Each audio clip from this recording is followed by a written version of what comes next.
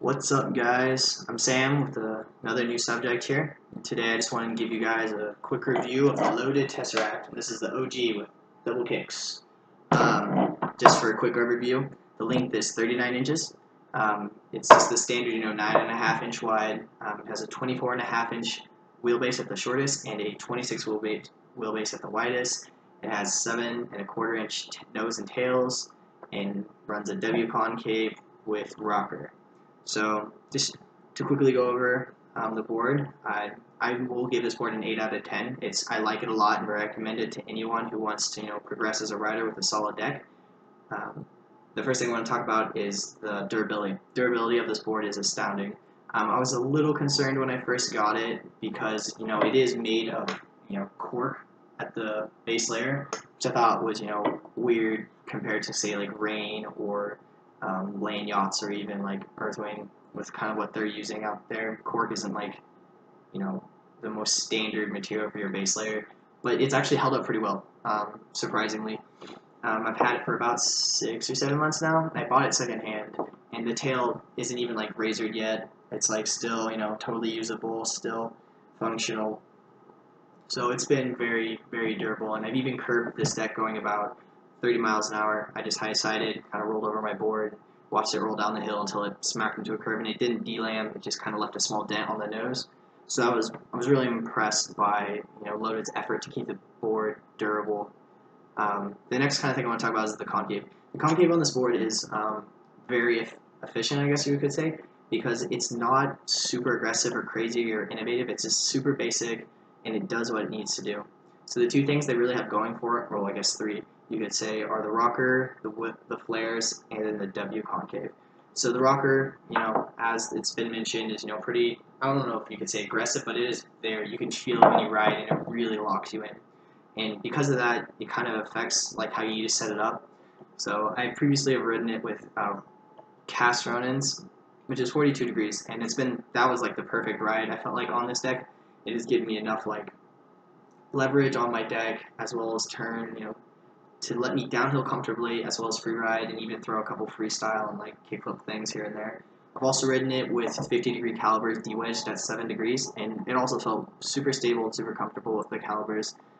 So either one feels really good with the rocker on this board. Just make sure you get kind of a lower degree truck so it doesn't feel as twitchy. When I was running my 50-degree calibers, it did feel kind of weird for a while until I de-wedged it, and the de-wedge really did help out the ride. Next thing that the Tesseract has going for it is the flares. The flares are pretty big. They're really nice here. If you want another angle, you can see them sticking out in the back over there.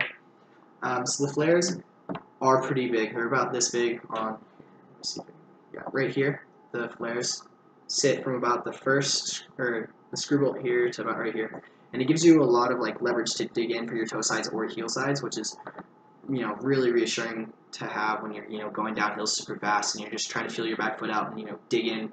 You don't have to like really look back and try to figure out what you're doing. It's just like all there. And then to add the W concave, you have this sweet little pocket right here and right here. I added the foot stop myself just to make just have some more leverage and more dig when I was riding. And so overall, the flares add to the ride. They really help you get what you need done when you're downhilling or free riding. I also think the W concave is a really perfect fit to this deck. Most people are kind of afraid switching from like tub concave to W concave because it's going to feel uncomfortable or whatnot, but with this W, it's super nice. I went from a Rain Vandal, which is just absolutely no W, to this, and I honestly felt totally fine, was super comfortable, and it didn't like bother me a bit because the W here is it's mellow but aggressive at the same time. Like when you need it, you can feel it, but when you don't need it, it doesn't hinder you. So when you free ride or downhill, the W is like there to support you and to help your riding experience. But when you want to freestyle, it's not going to get in the way. Like it's there, but it's not there, if that makes sense. So I thought they did a very good job on their W concave, and is probably like the highlight of this board is the great use of the W concave. My only complaint about the entire concave setup is the flares. It's just a small thing, but it's kind of like a preference thing. With my back foot, I tend to ride on top of my truck.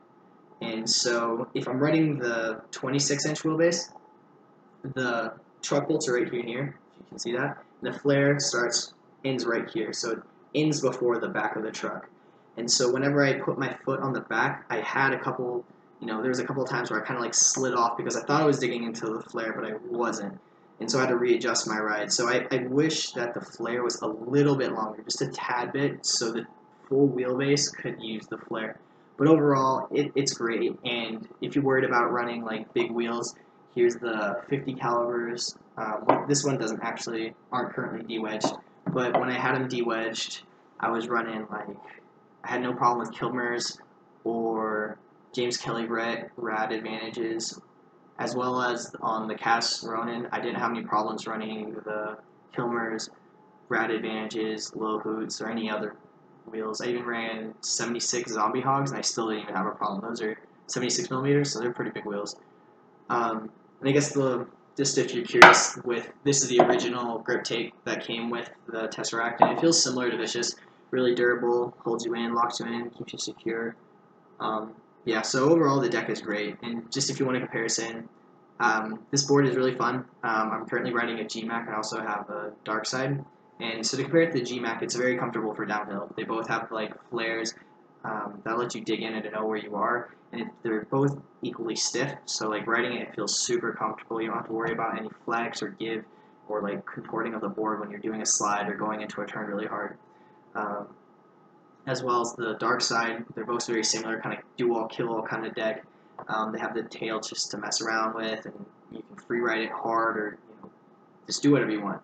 The only reason I'm giving this an 8 out of 10 than say a 9 out of 10 is the fact that I personally prefer a higher or more aggressive concave as like the GMAC or the dark side offer, as well as they have some mellow drops or bubble drops that just kind of give you some just more concave to dig into, but that again is a personal preference for me. I would recommend this board to anyone if they are like starting off or even like pros, just because it allows you to grow. If you're a young rider, you can learn how to freestyle as well as slide and downhill. As a pro, if you just want a board to downhill or freeride on, but occasionally mess around and freestyle with, you can do this with this board. That's why it's such a solid all-around deck. So I'd recommend trying to getting it secondhand just because the price tag is pretty hefty. I got lucky and picked it up off like Craigslist or BST online or something. So try to find it secondhand. It'll be nicer on your wallet. If you guys have any questions, just message me or leave a comment below, and I'll try to get back to you as soon as I can. Thanks for checking this review out, and I hope that it helped you. Thanks, guys.